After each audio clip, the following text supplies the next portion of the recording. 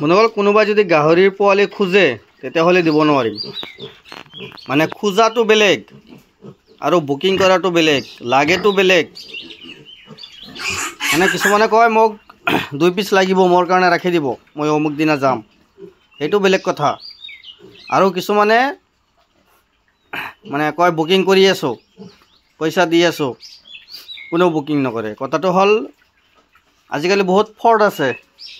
বহুত ফ্ৰড যিকোনো বিজনেস আজিকালি হৈছে অনলাইন বিজনেস তো অনলাইন বিজনেসত বহুত ফ্ৰড হয় তো এনেকুৱা ফ্ৰডৰ পালাত আপোনালোকেও নপৰক বা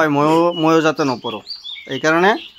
কোনোবাই যদি গাহৰি পোৱালি ল'ব বিচাৰে ডাইৰেক্ট মোৰ ঘৰত আহিব লাগিব আহি পোৱালি চাই চিন্তি তাৰ পিছতে মানে দাম দৰটো কৰিব এতিয়া তিনিজনে পোৱালি খুজিছিল তিনিজনে পোৱালি খোজাৰ পিছত পোৱালিখিনি মই বেপাৰীক দেখাইছিলোঁ তথাপি বেপাৰী আহে দাম দৰ দিয়ে এতিয়া বেপাৰীয়ে দাম দি আছে 4800 টকা এটা যিহেতু পোৱালি খুজিছিল সিহঁতে কয় নাই দামটো বহুত বেছি হৈছে আৰু কমকৈ ল'ব লাগিব তেতিয়াহ'লে মই বেপাৰীকে দিয়া বেছি ভাল মানে কাৰো পৰাতো মই এডভান্স লৈ ৰাখা নাই না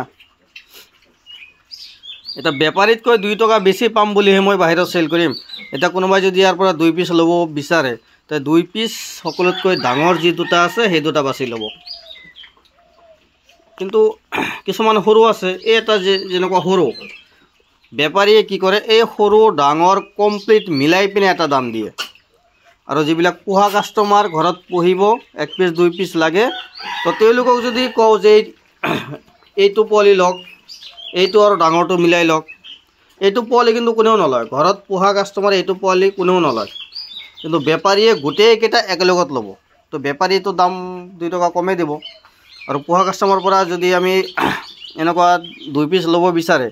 আমি 100 টকা 200 টকা বেছি ল'বই লাগিব নহলে আমাৰ এই গাহৰি মানে এটা দুটা বিক্ৰী কৰি কি লাভ আমি গোটেই কেইটা একেলগত বেপাৰীক দিয়াটো বেছি ভাল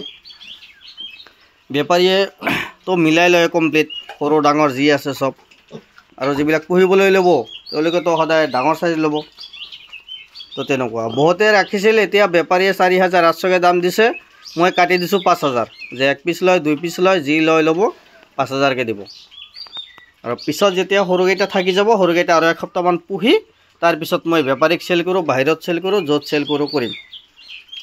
কিন্তু এতিয়া তাতকৈ দাম কমকে দি আছে মই কৈছো বেপাৰীয়ে 4800 কে দিছে মোক 5000 কে লাগিব নাই দামটো আৰু কমকে দিব লাগে তো বেপাৰীয়ে তো 4800 কে লয় এই পোৱালিবিলাক লৈ বজাৰত লৈ কমসে কম 5500 600 700 800 এনেকুৱা সেল কৰিব মানে ইহঁতৰ পোৱালিখিনি আহি ঘৰত আহি লৈ যাব বজাৰত লৈ যাব বজাৰৰ খৰচা আছে তেল খৰচা আছে গাড়ী ভাড়া আছে ইহঁতৰ বজাৰত খৰচা আছে ট্যাক্স দিব লাগে তো সিহঁতৰ খৰচা আছে তো বজাৰতো আৰু আমাৰ ফাৰ্মৰ পৰা পোৱালি ললে কি হয়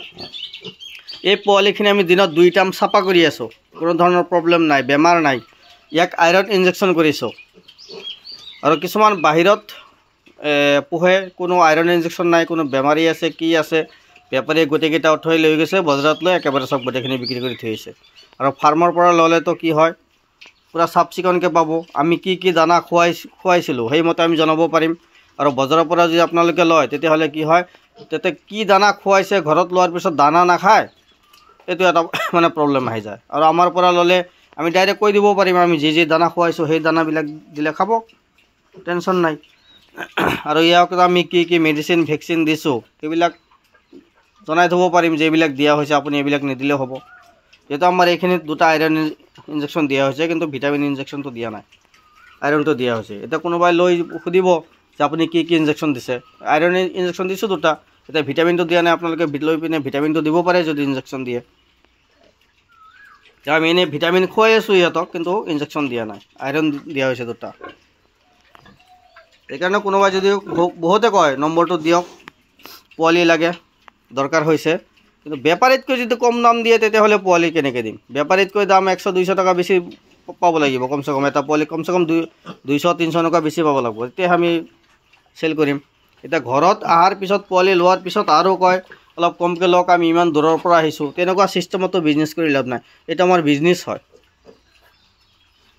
গতিকে এইটো কিবা আলহী আহিলে বেলে লৈ যা এক পিস এনাই লৈ যা কিন্তু হেই বুলি তো এইটো আমাৰ বিজনেস হয় তো বিজনেছত তো ইমান কমকৈ দিলে আমাৰ কি লাভ হ'ব, যাৰ কাৰণে আমি বিজনেছ কৰি আছোঁ, এটা দুটা পোৱালি ছিংগল কৰি বিক্ৰী কৰি আছোঁ। তো ছিংগল বিক্ৰী কৰিলে আমাৰ 2 টকা বেছি লাগবই, আৰু বেপাৰী ল'লে গোটেইকেইটা একেলগে ল'ব। ডাঙৰটো যি দাম দিব বেপাৰীয়ে, এই সৰু পোৱালিৰ দামটো একেই দিব। তো সেইকাৰণে 3জনে পোৱালি খুজিছিল, তো তাৰ 2জন কেঞ্চেল গৈছে, বাকী 1জনে পোৱালি ল'ব, আহিব 2 পিচ।